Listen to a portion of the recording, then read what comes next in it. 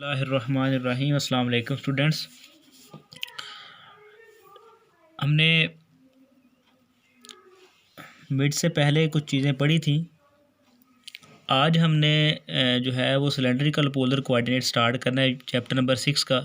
ठीक है, तो इसमें सिलेंड्रिकल पोलर कोऑर्डिनेट्स जो है वो इसको समझने के लिए हमें पहले थोड़ी सी फिगर को समझना पड़ेगा कि हमारे पास, क्योंकि ये सिलेंड्रिकल पोलर कोऑर्डिनेट्स जो होते हैं ये हमारे पास 3D में होते हैं। 3D में जो फिगर्स होती हैं उनको मेजर करने के लिए हम इसे यूज़ करते हैं। या तो ये हमारे पास एक्स वाई जी तीन हमारे पास जो है वो कोऑर्डिनेट प्लेन्स होंगे।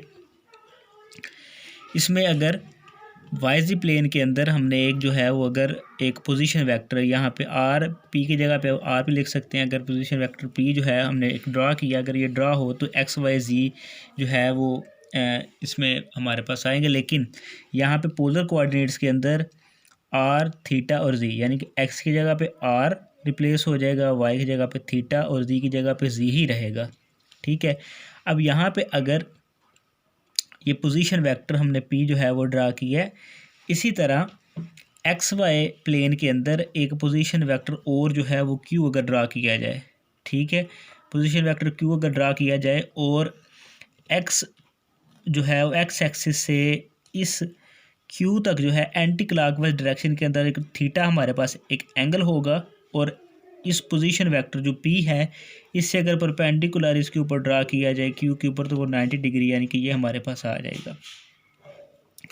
और यहाँ पे हमने क्या करना है, क्यू और पी इसको हमने जी से रिप्रेजेंट करना है। उसकी वजह ये है क्योंकि ये हमारे पास जी एक्सिस के ये पोजीशन है, इस वजह से इसका नाम जी से रिप्लेस कर दिया। ठीक है, और इसी तरह यहाँ पे अगर एक्स एक्सिस से इसके ऊपर क्यू के ऊपर परपेंडिकुलर ड्रा किया जाए तो हमारे पास जो क्यू आर जो है वो नाम क्या रखेंगे उसका, वाई का, और ये भी 90 डिग्री होगा। और हमारे पास ये एक्स एक्सिस जो है ये इसकी उस एक्स से हमने रिप्रेजेंट कर दिया। इसको समझने के लिए आपको ये चीज़ें यहाँ पे करनी पड़ेंगी। Let P x y z be any point whose projection on x y plane is Q x y. तो ये देखें, ये उसकी प्रोजेक्शन है इस पॉइंट पी की। यहाँ पे प्रोजेक्शन एक्स वाई प्लेन के अंदर क्यू है, क्यू किस में है, एक्स वाई प्लेन के अंदर है। Then the cylindrical polar coordinates P r r theta z, यानी कि एक्स की जगह पे आर, वाई की जगह पे थीटा और जी की जगह जी ही रहेगा। अगर जी की जगह जी ही रहेगा तो इस वजह से आर जो हमारे पास है इसका नाम याद रखिएगा, ओ क्यू जो है वो इसका नाम क्या है, आर। और ये जो एंगल है ये आर यानी कि एक्स ओ क्यू। ठीक है, ये हमारे पास एंगल कौन सा होगा, थीटा। और थीटा को इससे ये यहाँ पे रिप्रेजेंट किया हुआ है angle X O Q. And z हमारे पास क्या आ जाएगा, क्यू पी, जो ये हमने प्रोजेक्शन जो है वो ड्रा की है इसकी। ठीक है, तो ये हमारे पास इसकी ये आ जाएगी, इसका नाम क्या रखेंगे, जी। कहाँ से, क्यू से पी जो है इसकी प्रोजेक्शन जी। अब करना क्या है कि इसको ट्रांसफॉर्म करना है किसको, rectangular coordinates into terms of cylindrical polar coordinates. उसमें कैसे हम इसे ड्रा करेंगे, x is equal to r cos theta, y is equal to r sign theta and z equal to z. याद रखिएगा जब भी आर इधर जाके डिवाइड होगा, ठीक है, तो ये हमारे पास ये पोजीशन हमारे पास आ जाएगी सिलेंड्रिकल पोल। इन चीज़ों को आपने अच्छी तरह याद करना है, आगे जो चीज़ें हम यूज़ करेंगे इसी से ही इन चीज़ों को यूज़ करेंगे। आर की जो हमारे पास रेंज है वो ग्रेटर देन 0 है, कभी भी नेगेटिव नहीं हो सकता। थीटा जो है उसकी रेंज क्या है, 0 से 2 पाई, और जो जी है उसकी range minus infinity two plus infinity हमारे पास होगी।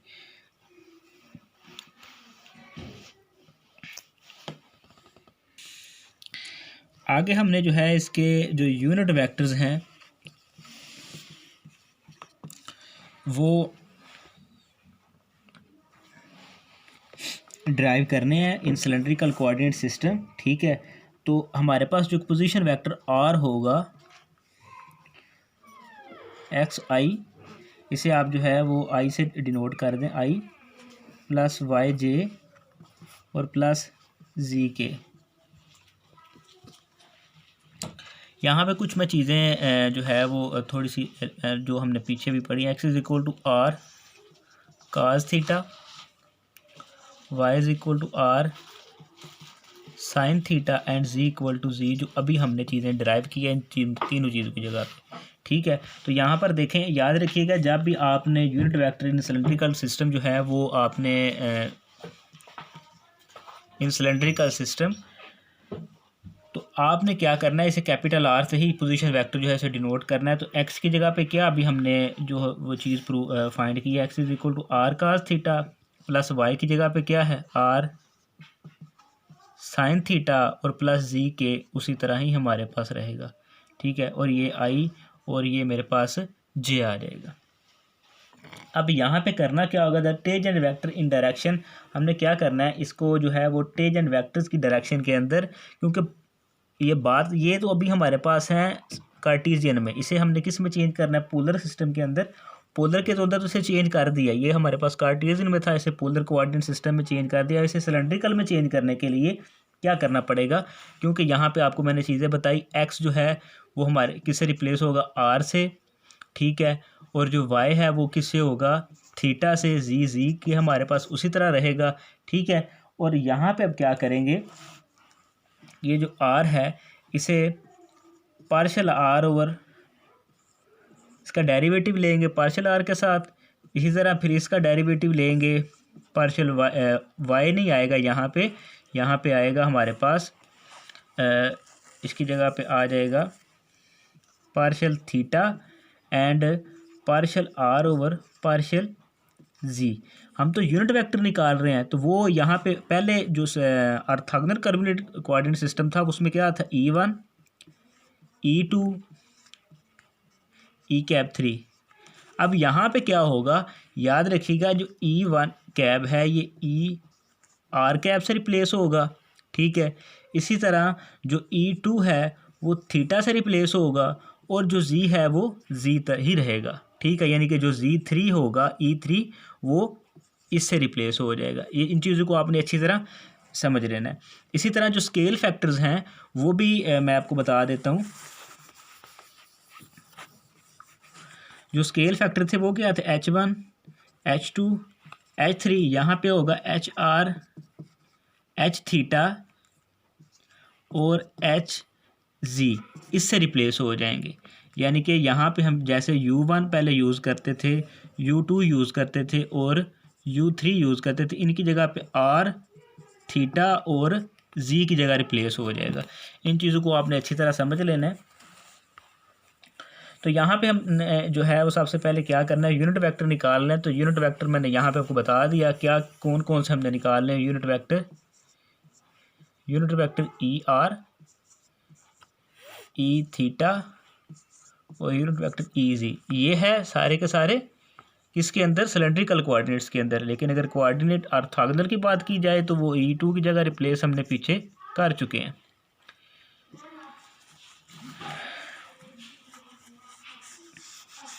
तो यहाँ पर हम क्या करेंगे, पार्शियल आर ओवर पार्शियल इसके लिहाज से करेंगे तो डेरिवेटिव इसकी जो है वो क्या आ जाएगा, आर के लिहाज से कर रहे हैं तो यह आ जाएगा काज थीटा आई, क्योंकि आर है तो वो उसकी जगह पे 1 आ जाएगा।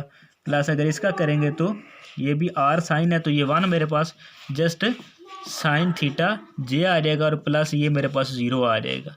ठीक है, इसी तरह जब मैं partial r over partial theta के लिहाज से इसे करूँगा तो ये मेरे पास क्या आ जाएगा, माइनस, क्योंकि काज है तो ये मेरे पास बनेगा r sign theta i, plus ये मेरे पास क्या बनेगा आर काज थीटा जे, और ये मेरे पास अगेन मेरे पास 0 आ जाएगा।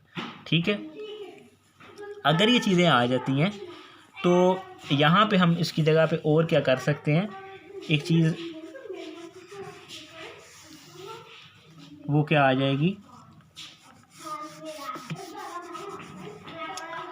अब पार्शियल आर ओवर पार्शियल जी के लिहाज से अगर किया जाए तो जस्ट मेरे पास के रह जाएगा, क्योंकि ये भी ज़ीरो, क्योंकि ये हम जो है वो पार्शियल डेरिवेटिव ले रहे हैं, इस वजह से ये दोनों के दोनों मेरे पास कांस्टेंट हो गए। जस्ट जी की जगह पे 1 और मेरे पास के, मेरे पास ये आ जाएगा।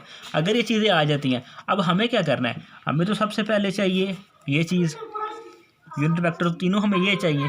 तो इसे मैं क्या करूँगा, जो ई आई है इसका मैं कैसे लूँगा, अभी partial r over partial r, ये मेरे पास वेक्टर था ना। अगर ये मैं यूनिट वेक्टर निकालना है मुझे इसका, तो यूनिट वेक्टर के लिए तो मुझे वही वेक्टर और नीचे उसका क्या आ जाएगा, मैग्नीट्यूड चाहिए ना, मुझे उसका मैग्नीट्यूड चाहिए। इसी तरह अगर इसकी जगह पे मैं रख दूंगा थीटा, यहाँ पर भी आ जाएगा थीटा और यहाँ पर भी आ जाएगा थीटा। इन सब का अगर इसका मैग्नीट्यूड ले लेते तो मेरे पास दूसरा यूनिट वेक्टर आ जाएगा। इसी तरह अगर इसकी जगह पे मैं जी की बात कर रहा हूँ तो यहाँ पे भी जी आ जाएगा और यहाँ पर भी जी। तीनों चीज़ें आप लोगों ने कर लेनी है अच्छी तरह। तो ये हमारे पास जो यूनिट वेक्टर ई आर जो है, इसे क्या आ जाएगा, हम सबस्क्रिप्ट इसका आर है तो इसके क्या वही वेक्टर उसका साथ मैग्नीट्यूड नीचे आ जाता है, वही वेक्टर cos थीटा प्लस। तो इसका जैसे ही हम यूनिट मैग्नीट्यूड लेंगे तो वो cos का स्केयर प्लस साइन का स्केयर, ये दोनों मेरे पास ट्रिग्नोमेट्रिक आइडेंटिटी के लिहाज से ये 1 आ जाता है, तो मेरे पास अगेन वही आ जाएगा। इसी तरह यहाँ पर क्या है, minus r sign theta plus r cos theta, ये वेक्टर उसका साथ मैग्नीट्यूड। इन दोनों में से अगर आर कॉमन ले लिया जाए तो आर कॉमन आ जाएगा, ये भी आर स्केयर ये भी आर स्केयर। तो अगर इसका अंडर रूट लेंगे तो वो आर रह जाएगा। तो आर अगर बाहर कॉमन निकाल लिया जाता है तो ये सारे कट जाएंगे। और sine square theta plus cos square theta, again trigonometric identity, इस वजह से अगर आर यहाँ से कॉमन ले लिया तो माइनस साइन थीटा प्लस आई प्लस कॉस थीटा ये रह जाएगा और ये मेरे पास ऑलरेडी के ही रहेगा। उसकी वजह क्या है, के है इसका जो है वो जैसे ही, क्योंकि ये मेरे पास वेक्टर जो है था वो के इक्वल था, इसका मैग्नीट्यूड लेंगे तो वो 1 रहेगा, तो अगेन ये ही मेरे पास के ही आ जाएगा। अब बात क्या करनी है यहाँ पे, इन मैट्रिक्स नोटेशन के अंदर इक्वेशन नंबर 1, 2 और 3, यहाँ पे से क्या करेंगे, इसे मैट्रिक्स के अंदर लिखेंगे। जिस तरह ये जो थे ये तीनों के तीनों, मैं इनको क्या करूँगा, यहाँ पे मैंने लिखा हुआ है, ठीक है। इन्हें क्या करना था हमने जो है वो मैट्रिक्स के अंदर चेंज करना है। तो ये जो तीनों की तीनों ट्रिग्नोमेट्रिक आइडेंटिटीज़ हैं यहाँ पे, ई आर ई थीटा और ई जी, इसे मैंने एक कॉलम में यहाँ पर लिख दिया, ठीक है, इसे एक कॉलम में लिख दिया। और अगर इसको भी एक कॉलम में लिख दिया तो ये सारे के सारे मेरे पास जो हैं वो मैट्रिक्स के अंदर फॉर्म बन जाएगी। और इस मैट्रिक्स के अंदर से फॉर्म कैसे बनेगी मेरे पास, कि आई जे और के, ठीक है। यहाँ पे मैं लिख सकता हूँ आई जे और के, इनके कोफिशिएंट्स हमें लिखने पड़ेंगे। तो पहला जो है वो ई आर के लिहाज से इसके कोफिशिएंट्स ये आते हैं, दूसरे के कोफिशिएंट ये आते हैं, ई जी के कोफिशिएंट ये आ जाएंगे। और साथ हम यहाँ पे इसे कैसे लिख सकते हैं, इसके साथ इसे जो है वो साथ वो भी आ जाएगा कि जो पहली रो है वो आई और जे और के, इसके लिहाज से ही इसे रिप्लेस कर रहे हैं हम। तो ये इसकी जो है वो यूनिट वेक्टर्स आ जाते हैं। लेकिन अगर आपको कोई पूछ लेता है तो यूनिट वेक्टर तो आपके पास ये भी थे, और ये था ई थीटा के इक्वल और ये था ई जी के इक्वल, ठीक है। और ये इसकी जो है वो मैट्रिक्स फॉर्म भी आ जाएगी। मैं आपको थोड़ा सा आगे जो है वो लेके चलता हूँ।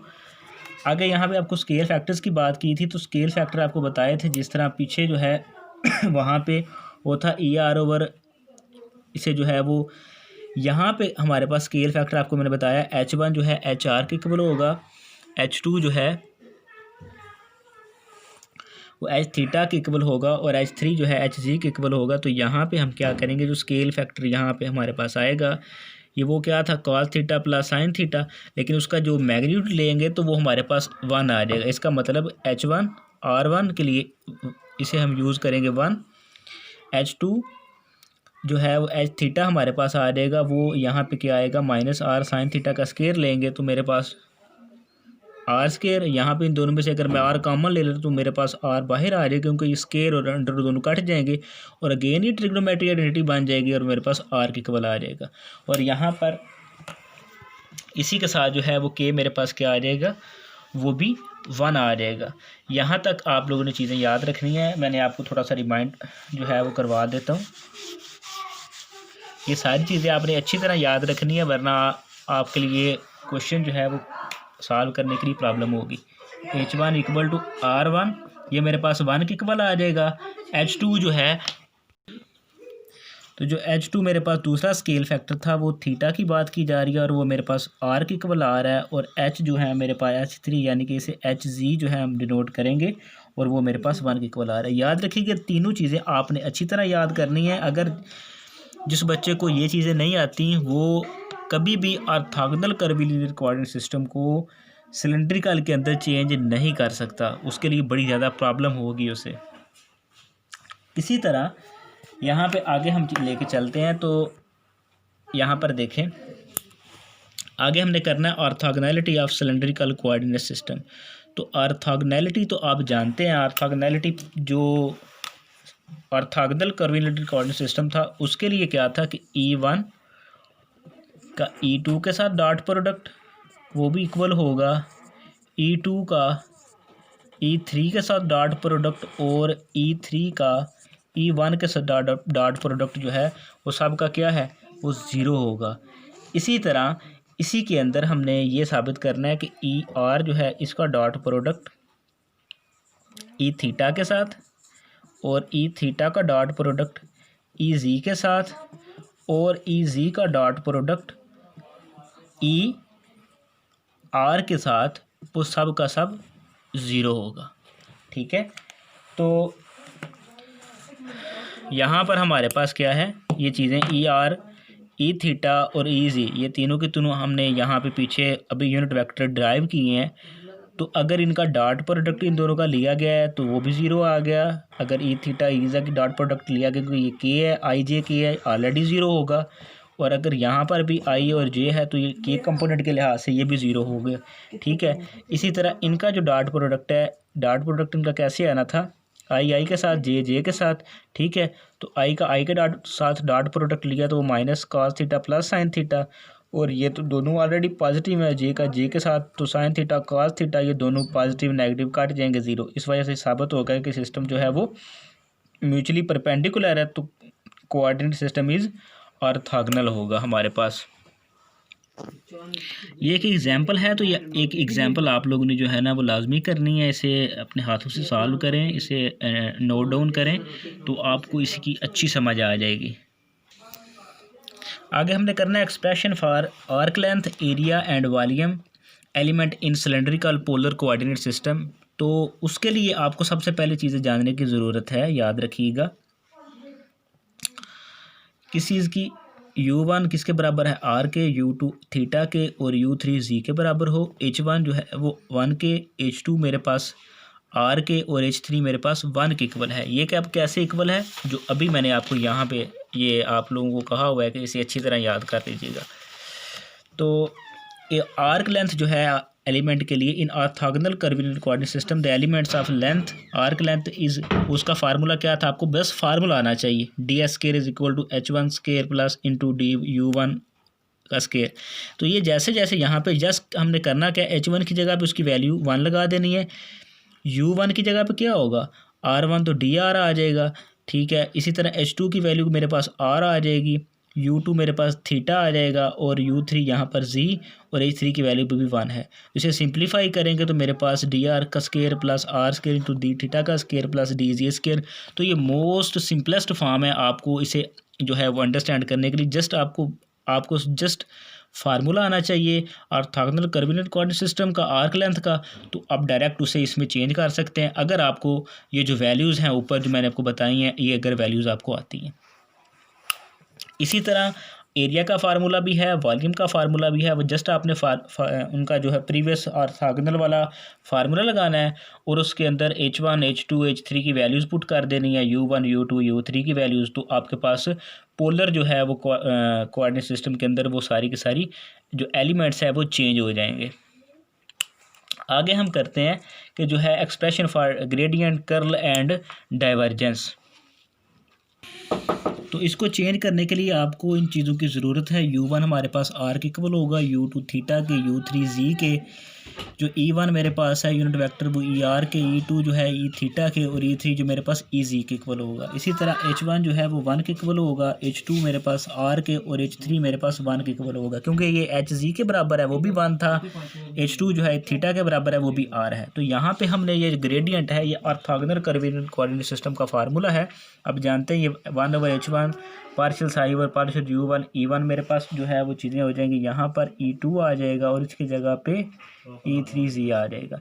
अब यहाँ पे क्या करना है, जस्ट इसको चेंज करने के लिए किसके अंदर, पोलर कोऑर्डिनेट सिस्टम के अंदर चेंज करने के लिए जो है वो क्या होगा, मेरे पास पार्शियल साई, उसी तरह 1/h1 की जगह पे उसका वैल्यू लगाऊंगा मैं, h1 की जगह पे 1, तो यहाँ पे partial Sai over partial u1, तो u1 की जगह पे तो r हमारे पास आ जाएगा, और e1 इसकी जगह पे ई आर थीटा, और ये अब मेरे पास आ जाएगा थीटा नहीं ई आर, ठीक है। जस्ट 1/h2 की जगह पे मैं उसकी वैल्यू लगाऊंगा r, ठीक है, और इसके partial Sai over partial u2 की जगह पे मैं लगाऊंगा थीटा, ठीक है, और इसकी जगह पे आगे जो है E2, तो मेरे पास E2 जो है वो किसके इक्वल है, वो भी मेरे पास थीटा की इक्वल आ जाएगा, प्लस 1/h3 वो भी h1 की इक्वल आ जाएगा, और partial Sai over partial u3 की जगह पे आ जाएगा z, ठीक है, और E3 की जगह पे आ जाएगा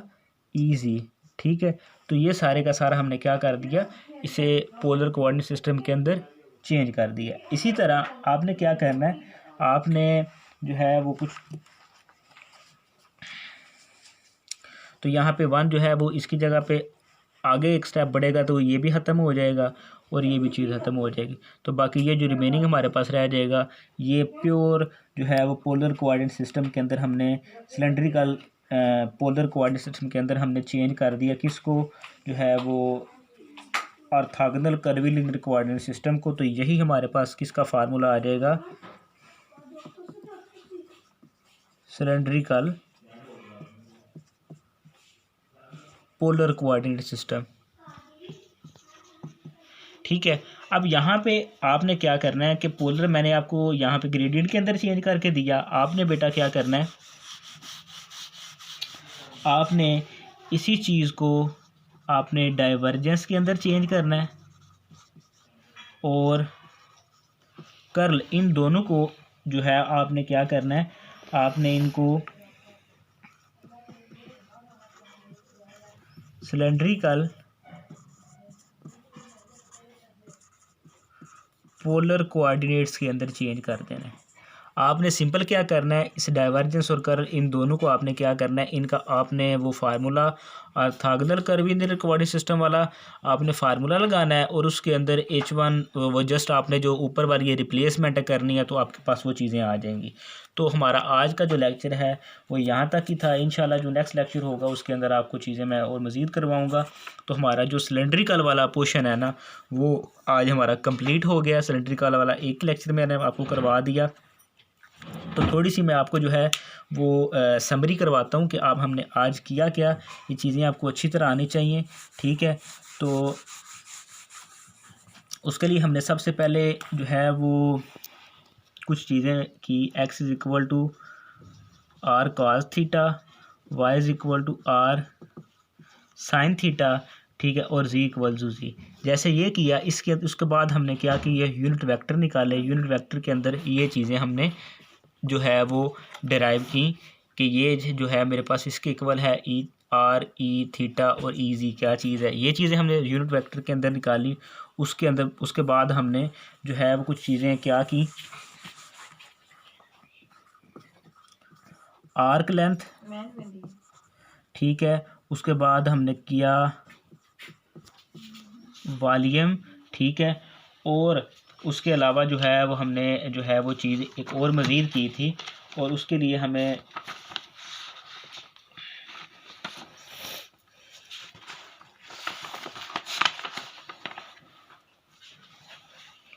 आर्क वॉल्यूम, और इसके अंदर एक चीज़ थी एरिया, ठीक है। उसके बाद हमने इसके अलावा हमने की ऑर्थोगोनैलिटी, हमने ऑर्थोगोनैलिटी की, ठीक है। इसके अलावा ऑर्थोगोनैलिटी के अलावा हमने कुछ चीज़ें मज़ीद हमने जो है वो आगे डिस्कस की हैं। उसके लिए हमने क्या किया, ऑर्थोगोनैलिटी, उसके अलावा हमने जो है वो ग्रेडियंट एक्सप्रेशन को हमने चेंज कर दिया। उसके अलावा हमने डाइवर्जेंस जो है उसको आपने करना है, वो आपके ज़िम्मे था, और एक लास्ट जो है हमने आज किया कर्ल। तो ये चीज़ें हमने की। इसके अलावा इसके नीचे मैं लिख देता हूँ यूनिट वेक्टर्स, वैसे ये सबसे पहले हमने किया था, ठीक है,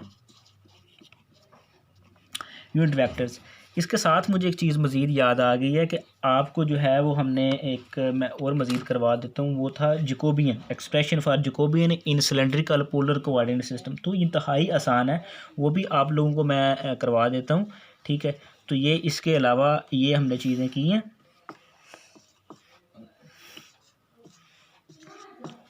और लास्ट जो है वो वैसे हमारी लास्ट जो है यहाँ पे क्या चीज़ आ जाएगी, उसमें आ जाएगा जैकोबियन। तो वो मैं आपको करवा देता हूँ। वैसे जैकोबियन इंतहाई आसान है। जैकोबियन के लिए expression for Jacobian in cylindrical polar coordinate system, उसका फार्मूला आपको बस आना चाहिए। वो फार्मूला उसका क्या था, J/X Y Z over U1 U2 U3, और वो था H1 H2 H3 के इक्वल। तो यहाँ पे सिंपल आपने जैकोबियन के लिए क्या चीज़ें यूज़ करनी है, इंतहाई आसान है, ठीक है। एक्स आप जानते हैं, आर वाई की जगह पे आपको जो है वो रिप्लेसमेंट क्या करनी पड़ेगी, यहाँ पे आपको वाई के लिए रिप्लेसमेंट वैसे करनी चाहिए थीटा और जी। और वैसे अगर एक्स वाई की जगह पे आप कोई रिप्लेसमेंट ना करें, आप इसे ऐसे ही रहने दें एक्स वाई जी को, ठीक है, एक्स वाई जी। और U1 की जगह पे आप रिप्लेसमेंट क्या करेंगे, आर की, U2 की जगह पे थीटा की, और U3 की जगह पे जी मेरे पास आ जाएगा, U3 की जगह पे जी आ जाएगा। और साथ मेरे पास क्या चीज़ आ जाएगी, H1 की जगह पे 1, H2 की जगह पे मेरे पास क्या आ जाएगा R, और H3 की जगह पे 1। तो इस सारे का सारा ये मेरे पास सारे का सारा 1 के इक्वल आ जाएगा। तो ये हमने क्या कर दिया, ये हमने कर दिया expression for Jacobian in orthogonal polar coordinate system. तो आज की हमने 10 जो चीज़ें हैं वो की हैं। तो आई होप आपको अच्छी तरह समझ आ गई होगी। फिर भी इंशाल्लाह जो चीज़ आपको ना समझ आई वो इंशाल्लाह डिस्कस कर लेंगे नेक्स्ट क्लास के अंदर।